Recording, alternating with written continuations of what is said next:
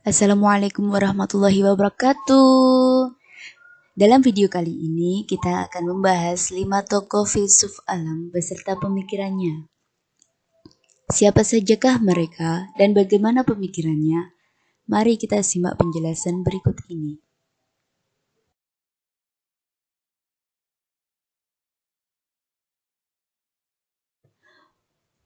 Untuk tokoh yang pertama yaitu Thales. Thales lahir di Miletus. Beliau digelari sebagai bapak filsafat karena merupakan orang yang mula-mula berfilsafat. Thales menyatakan bahwa air adalah prinsip dasar segala sesuatu. Karena menurut Thales, air merupakan pangkal, pokok, dan dasar dari segala-galanya yang ada di alam semesta, berkat kekuatan dan daya kreatifnya sendiri, tanpa ada sebab-sebab di luar dirinya. Air mampu tampil dalam segala bentuk, bersifat mantap, dan tak terbinasakan.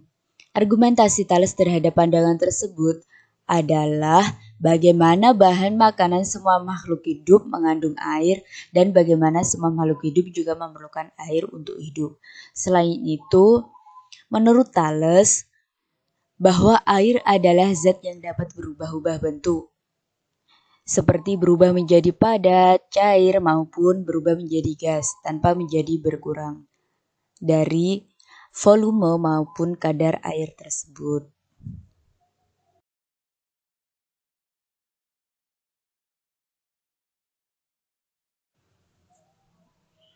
Untuk tokoh yang kedua yaitu Anaximandros. Beliau merupakan salah satu murid dari Thales. Anaximandros juga merupakan seorang ahli astronomi dan ilmu bumi. Meskipun ia murid dari Thales, namun ia mempunyai prinsip dasar alam yang berbeda tidak seperti apa yang dikatakan oleh gurunya tersebut yaitu Thales. Ia menyatakan bahwa prinsip dasar alam satu akan tetapi bukanlah dari jenis benda alam seperti air, melainkan harus dari jenis yang tak terhitung dan tak terbatas yang disebutnya dengan two apparent. Two apparent merupakan zat yang tak terhingga dan tak terbatas dan tidak dapat dirupakan, tidak ada persamaannya dengan apapun. Meskipun tentang teori asal kejadian alam tidak begitu jelas, namun dia adalah seorang yang cakap dan cerdas. Dia tidak mengenal ajaran Islam atau yang lainnya.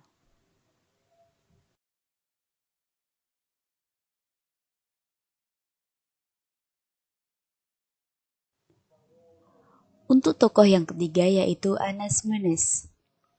Beliau merupakan seorang filsuf yang berasal dari kota Miletus sama seperti Thales. Ia juga merupakan seorang teman, murid, dan pengganti Anaximandros. Dalam pendapatnya menyatakan bahwa tidak lagi melihat sesuatu yang metafisik sebagai prinsip dasar segala sesuatu, melainkan kembali pada zat yang bersifat fisik yakni udara. Tidak seperti air yang tidak terdapat di api dalam pemikiran Thales, udara merupakan zat yang terdapat di dalam semua hal, baik air, api, manusia, maupun segala sesuatu. Karena itu, Anaximenes berpendapat bahwa udara adalah prinsip dasar dari segala sesuatu.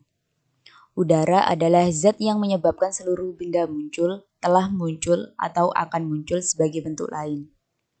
Perubahan-perubahan tersebut berproses dengan prinsip yaitu pemadatan dan pengenceran. Bila udara bertambah kepadatannya, maka muncullah berturut-turut angin, air, tanah, dan kemudian batu. Sebaliknya, bila udara mengalami pengenceran, maka yang timbul adalah api. Proses pemadatan dan pengenceran tersebut meliputi seluruh kejadian alam, sebagaimana air dapat berubah menjadi es dan uap, dan bagaimana seluruh substansi lain dibentuk dari kombinasi perubahan udara. Pembentukan alam semesta menurut Anaximenes adalah dari proses pemadatan dan pengenceran udara yang membentuk air, tanah, batu, dan sebagainya. Anaximenes mengemukakan persamaan antara tubuh manusiawi dengan jagat raya berdasarkan kesatuan prinsip dasar yang sama, yakni udara.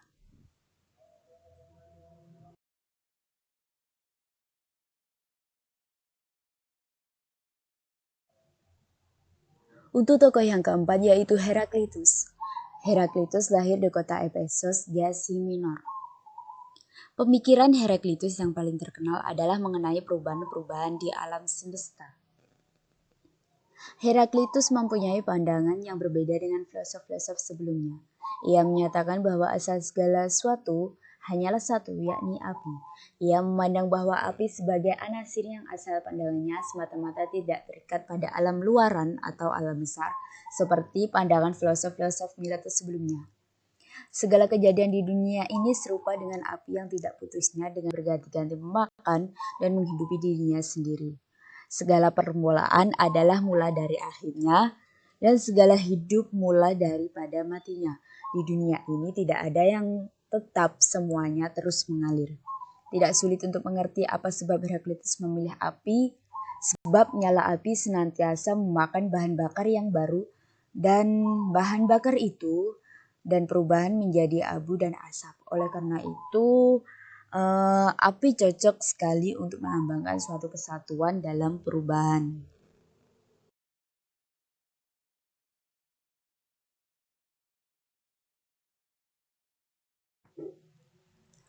Dan untuk tokoh yang terakhir yaitu Parmenides. Parmenides lahir di kota Elea, di mana kota tersebut merupakan kota perantauan Yunani di Italia Selatan. Parmenides juga merupakan seorang tokoh relativisme yang penting. Ia dikatakan sebagai logikawan pertama dalam sejarah filsafat, bahkan disebut sebagai seorang filosof pertama dalam pengertian modern. Sistem filsafatnya secara keseluruhan disandarkan pada deduksi logis, tidak seperti Heraklitus misalnya yang menggunakan metode intuisi. Nah, ternyata Plato amat sangat menghargai metode Parmenides itu, dan Plato lebih banyak mengambil dari Parmenides dibandingkan dengan filosof lain yang terdahulu. Menurut Parmenides, gerak dan perubahan tidak mungkin terjadi. Menurutnya, realitas merupakan keseluruhan yang bersatu, tidak bergerak, dan tidak berubah. Dia menegaskan bahwa yang ada itu ada, dan inilah yang disebut kebenaran menurut Parmenides. Coba bayangkan apa konsekuensi bila ada orang yang memungkiri kebenaran itu. Ada dua pengandaian yang mungkin. Yang pertama, yaitu orang bisa mengemukakan bahwa yang ada itu tidak ada. Yang kedua, yaitu orang dapat mengemukakan bahwa yang ada itu serentak ada dan serentak tidak ada. Pengandaian pertama bertolak belakang dengan sendirinya karena tidak ada memang tidak ada. Yang tidak ada tidak dapat dipikirkan dan menjadi objek pembicaraan. Pengandaian kedua tidak dapat diterima karena antara ada dan tidak ada tidak terdapat jalan tengah. Yang ada akan tetap ada dan tidak mungkin menjadi tidak ada. Begitu juga yang tidak ada tidak mungkin berubah menjadi ada. Jadi dapat disimpulkan bahwa yang ada itu ada dan itulah satu-satunya kebenaran menurut Parmenides. Jadi, benar tidaknya suatu pendapat diukur dengan logika. Disinilah masalah muncul. Bentuk ekstrim pernyataan itu ialah bahwa ukuran kebenaran adalah akal manusia.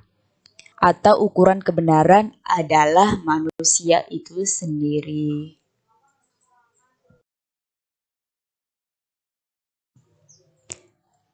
Nah, itulah penjelasan dari kelima tokoh filsuf alam beserta pemikirannya. Terima kasih sudah menonton video ini. Semoga bermanfaat. Wassalamualaikum warahmatullahi wabarakatuh.